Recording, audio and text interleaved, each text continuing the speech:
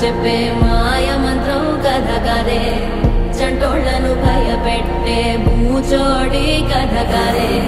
తాత ముత్తాతమ్మల భూతాల కథ కదే విక్రమాదిత్యుడు చెప్పిన బేతాళుడి కథ కదే దీపము నుండి దెయ్యం వచ్చే అల్లావుద్దీన్ కథ కదే ఇది ముడత చర్మం ముసలి చెప్పే కథ